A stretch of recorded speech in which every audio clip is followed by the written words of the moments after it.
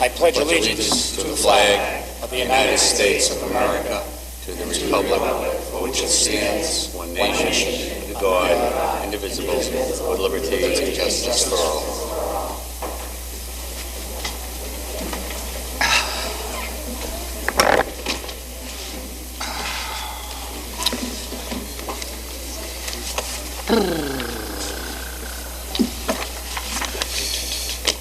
Thank you. The first order of business for the regular session is the approval of minutes of the executive session of April 25th, 2011, and the regular session of April 25th, 2011. Need a motion for the approval or for any alterations, deletions? Motion. Amendments? So moved and seconded. Mr. Ivino, Ms. Crow, on the minutes. All in favor? Aye. Aye. The next section is public comment, and now would be the time for anyone in the audience to approach, if we had a microphone on the podium, which I don't see. We don't. Where is it? Okay. Thank you, Kevin. In 1 second, we'll have a podium and a microphone. You want to do the accomplishments first?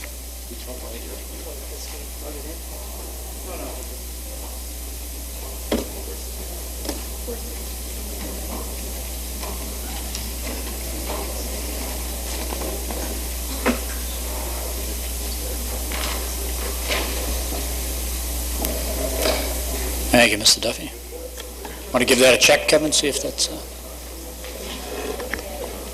Brian, can you hear me? I think we're good. Thank you, Kevin. So now would be the time for anyone in the audience to approach on public comment for any of the topics of this evening's agenda.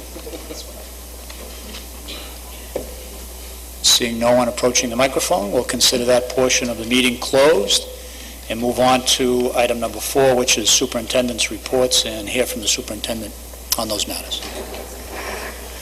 Thank you very much. I will start off, as always, with accomplishments. I have a number of them I'd like to mention this evening from around the district. First of all, for the second consecutive year, a Malden High School teacher has been selected as one of 23 National Teachers of the Year by the National Math and Science Initiative.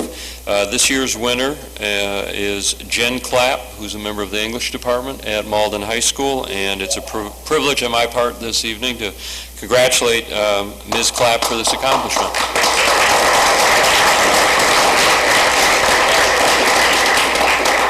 Jen will be traveling to Washington on Wednesday, May 25th for a special reception in honor of all of the recipients, to be followed by an awards luncheon. So again, congratulations to Jen. A student note at Linden School: the first grade gifted class at Linden participated in the Noetic Learning Math Contest online, and this contest involves over 6,000 students who participated, and it's for students in grades 2, 3, 4, and 5, but our first graders at Linden participated, and 8 students received an honorable mention award competing against 2nd, 3rd, 4th, and 5th graders. So I just wanted to give that note and congratulations to those kids at the Linden School. There we go. Yeah, let's hear that. Another staff note accomplishment: the Malden Public Schools was well represented recently at the Massachusetts Reading Association Conference and at the Mass Association of Teachers of Speakers, English language speakers. Our staff submitted a number of proposals to present at the conference. These are highly competitive proposals, and we had a number of participants: Jen McCabe, ESL Curriculum Specialist; Margaret Adams, Director of Language and Literacy in Title I; Janice Raymond, Assistant Director of Literacy in Title I; Maura Donahue, a Literacy Coach; Aaron Bennett, also a Literacy Coach; Vincenza Sakta and Susan Turbin, also Literacy Coaches, as well as Mary Margaret Almate, an ESL teacher at Beebe; Melissa Katz, an ESL teacher at Salemwood, and Jonna Thorenson, who's an SEI teacher at Salemwood. All of these folks participated in 6 different presentations. The district was most highly represented far more than any other district in the Commonwealth, and I think my congratulations to all of those members of the staff. A high school note, some folks had the good fortune a couple of weeks ago to participate in the Massachusetts Math and Science celebration. Because of the high school's outstanding achievement in the area of advanced placement exams, and because of the incredible growth in the number of students taking the exam and also earning qualifying scores, the high school distinguished itself among schools in the Commonwealth and received from Exxon Mobil Foundation a $10,000 donation in recognition of their outstanding performance. A couple more for you. A couple more student notes. This one has to do with another student at Beebe. There are a number of students at Beebe. Beebe schools, a group of 8th graders, Jonathan DeChico, Devin Laudagio, James Mazarakis, Sebastian Patino, Pero Pocabene, and Megan Savoy all submitted essays to the Middlesex Juvenile Courts Essay Contest on the contributions of John Adams and his enduring influence on both state and federal legislation. 500 students submitted essays, and our Megan Savoy from Beebe was a first prize winner. And so I want to give congratulations to her. And also for members of the committee, I have, if you'd like, a copy of Megan's essay. I thought I'd hand it out to you today. And this is what the essay that she presented last week at the courthouse. So congratulations again to Megan. And then lastly, this is an email that was received by Carol Keenan, and it's a different kind of an accomplishment, but it's a very, very touching thing, and I wanted to read this email to you. This is to Carol Keenan from Kathleen Powers. Kathleen Powers is a woman who lives in Malden, and it's about a student. Isaiah. I don't even have a last name, but it was addressed about Isaiah from Mr. Flynn's homeroom. I wanted to compliment a young man from your school from Mr. Flynn's 8th grade homeroom. I take the MBTA to your school mornings. Isaiah gets on early in the ride before it gets too crowded. Later the bus is jammed. By then an elderly woman gets on each morning. She is going to the early Mass at St. Joseph's. Without fail, every, underlined, capitalized, every time Isaiah relinquishes his seat to her, actually seems to time it so that no one else can grab it before she does. He had no idea I even saw this day after day. I let him know today how proud I am of him. It's a little random act of kindness that always puts a smile on my face. I thought you might like to hear this. And I think this is indicative of the kinds of kids that we are raising, you are raising, the citizens of the community are raising, and we are teaching in the Malden Public Schools. So I wanted to read that email to you, and I'm going to find out who Isaiah is. I just saw this before the meeting and wanted to read that to you.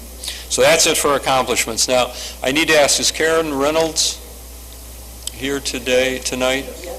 Okay, Karen, are we on for the, okay, good. I just didn't see you, wanted to make sure. Before I go further with my report, I want to ask Karen to join us, as well as Dr. Jennifer Sachek from Tufts University's Friedman School of Nutrition Science and Policy. In my memo to each of you, I mentioned the vitamin D and health study that we would like to partner with Tufts on, and Dr. Sachek has come this evening in order to give you a little bit of a presentation, some background on that study. So Dr. Sachek. Hi, thank you for taking the time to listen to me this evening. I just wanted to present some background as to why we wanted to do this study in Malden. We have been working with the American Heart Association for the past 3 years in Somerville with 4th through 8th grade children, looking at their cholesterol risk in these kids and how it relates to school-based fitness. That has nothing to do with this study, but what happened in the 500 children we looked at in Somerville, we found in the winter months that about 80 to 90% of these kids were vitamin D deficient.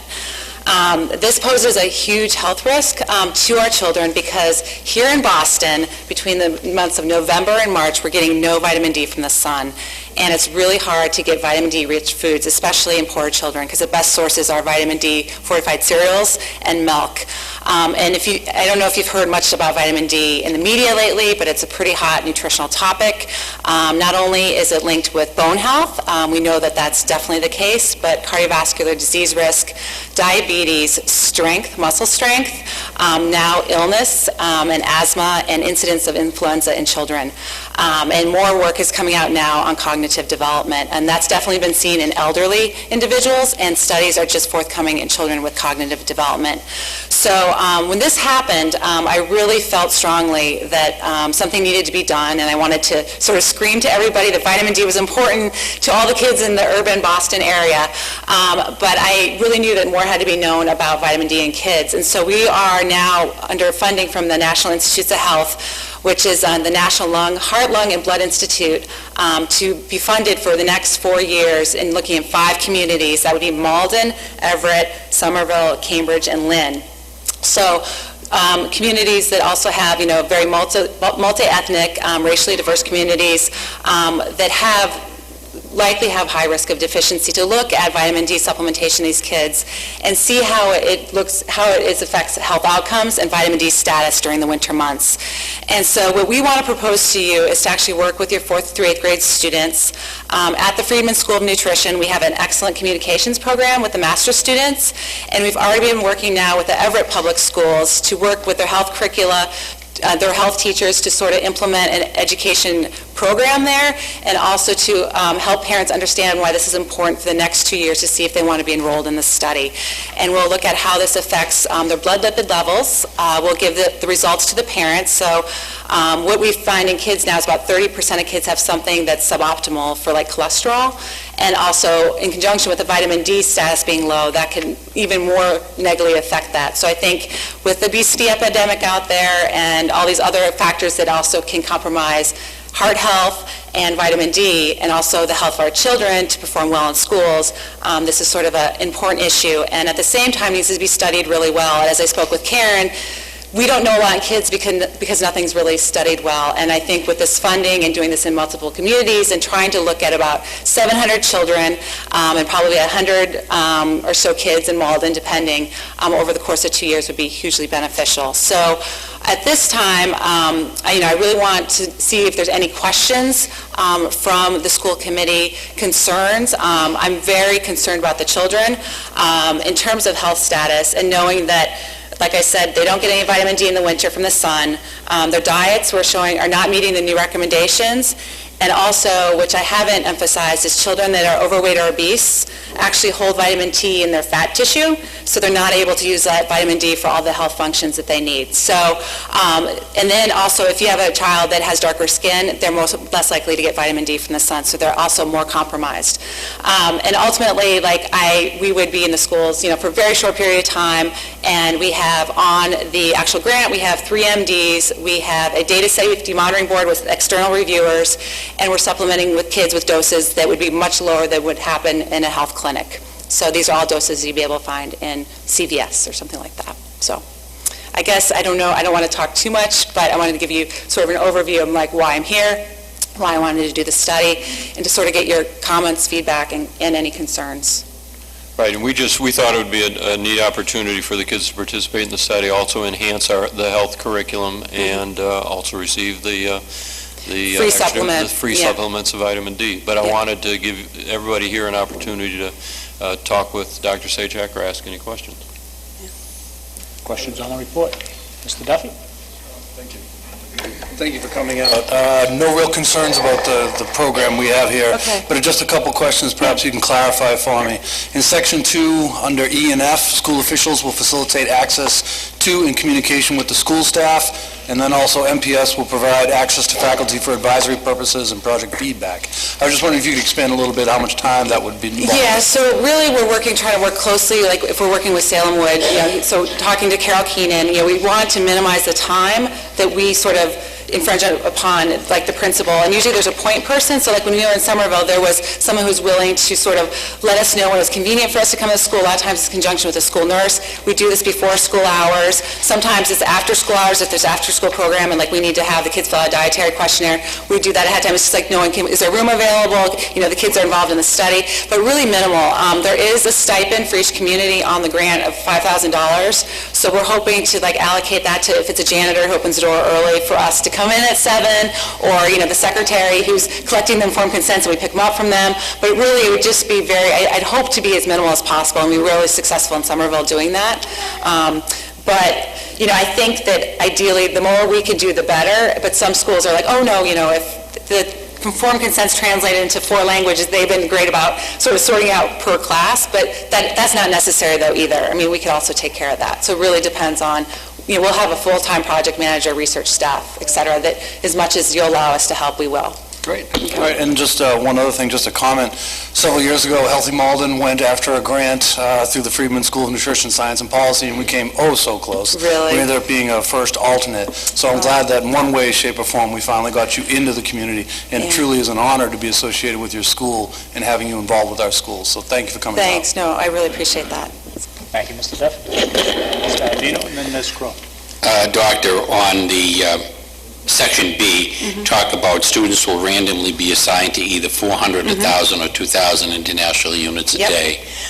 What's the research on how much is really good for a youngster to take? That's a great question. Currently, when we submitted this grant, the recommendation was for children to try to get 400 IUs from their diet, and that went up at the end of November to 600.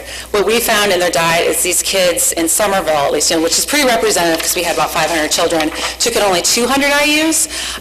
A study just came out last week looking at overweight children and being supplemented with 50,000 IUs per week during the winter, and they still weren't getting their serum levels up to values that they should be at. So the 1,000, from my collaborators who work in, like, for example, Dr. Catherine Gordon, she works at Children's Hospital and sees this daily. She feels like 2,000 might get a child after 6 months who's overweight through the winter up to normal levels. We don't even think the 400. And there's several studies documenting the safety.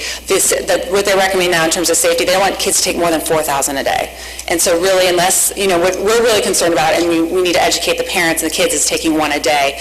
But we'll be also monitoring what's happening in their serum and, obviously reporting any adverse events. So the literature is there. We almost need this to say, look, the 400 is not even going to come close to cutting it, but we also could not give the kids a placebo because we know most of them are deficient, so we don't want to do that either.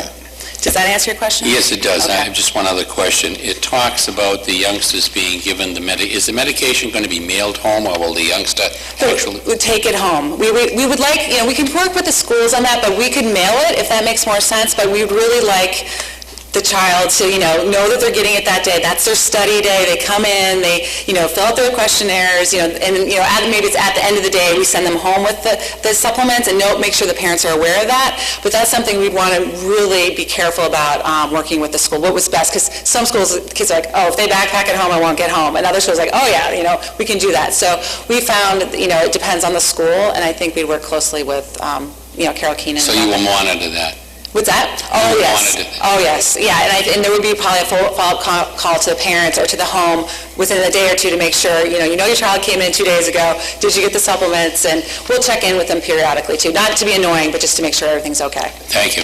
Okay. Thank you, Mr. Iavino. Ms. Crowe. Thank you, Mr. Chairman. I just had a couple questions. Yeah. So how many kids are you... There's going to be one wave starting this fall, and there's going to be a second wave starting in the fall of 2012. So over the course of 2 years, 630 amongst 5 school districts. So we're starting with 1 school in each district. Well, in Somerville, we might be in 2 schools. Everett, probably just 1 here, probably just 1 this first year. So we hope to, really be careful and methodical and get it down, because it's always trying to figure out what works best. So if we even got 30 children to start this in Malden, that would be great. I think Carol Keenan was like, so how many do you need? I'm like, I want to say, 20 or 30, but we'd be happy with 5, just to do it well is, ideal. So really, we're looking at 65, And is there a reason why the Salem one was the school, just because they have a larger I'm sorry, what? Is there a reason why, she mentioned Carol Keenan, so I assume it's at the We Salem. decided to choose, we decided to choose Salemwood because it's the largest school, so we could probably get the largest group of kids from that group that we're looking for. And if they come in before school, it's an extended learning day, so that's going to be very, very early. So is that into consideration? We usually sign them up for a time. So some parents, like, we find out in Somerville, like, do you want to come at 7 with your child? And a lot of times the parents didn't come, which was, we'd like them to be there, actually, if they want to be there. Or it could be 7:30, but we don't want to infringe on the school day. And we didn't find that they kind of, if they're with their buddies, they didn't really have a hard time. But, I know it would make for a long day. That extra half hour, even 10 minutes makes a big difference to a child in the morning. But again, it'd be on one occasion at baseline, then 3 months, then 6 months. And if we can get them back a year later, that would be great too. But hopefully it doesn't, ruin their day. I wouldn't think so. Well, sounds like a very interesting research project, and so Thanks. good luck. Thank you, Ms. Crowe. Are there lights, Mr. Froyo? Hi, And Mr. Weldon. vitamin D. Okay, so first, bone health, I think we're all aware of rickets. We do have a few kids now that is popping up in the Boston area that have rickets and are on vitamin D. So that's known. Now they're showing muscle strength, especially in young girls. Probably showing it more in young girls than young boys because we have less muscle mass. Also, it's been linked to cancer, heart disease, and diabetes risk. Specifically with diabetes, it does affect the beta cells of the pancreas and insulin responses. The cognition in the elderly has been shown time and time again. So I think if they're deficient, there is cognitive impairment, and there has been one study in children. If they're deficient, which we know a lot of the kids are in the winter, there is a little bit of impairment in terms of cognition, and that's with fluid learning typically. Also, illness, there was a large study that just came out showing if they were deficient over the winter months, they had higher incidence of influenza and colds in the winter. So those are the associations we've seen now. And then I'm specifically looking in this study at heart disease risk because there is such a high link, with the kids being overweight and obese, having high triglycerides and HDL, and vitamin D has been associated with that. And I hope to, sort of definitively show that in this study, along with, hopefully along the way, I can get the kids to maybe do a hand grip or something, to also get a strength measurement. And, maybe there's something down the road if we plan ahead in the next year, we could do something with, cognition as we move forward. But those are the main 5 to 6 areas that D does beyond the bone health. Thank you. Thank you, Mr. Froyo. Mr. Weldon. Hi. I think this is a great partnership. The Friedman School is a very reputable and very prestigious institution, so I think we're lucky to have them coming into Malden. Thanks. Sometimes it doesn't feel. I'm speaking as a Tufts alum, so Okay, great. I have to. But my questions were, so you mentioned Somerville and you mentioned Everett. What other school districts are you currently working with? So it's Everett, Somerville, because, it all kind of came out of Somerville, and Lynn. And Lynn never gets studied, so they're thrilled. So they're kind of a little bit out, further.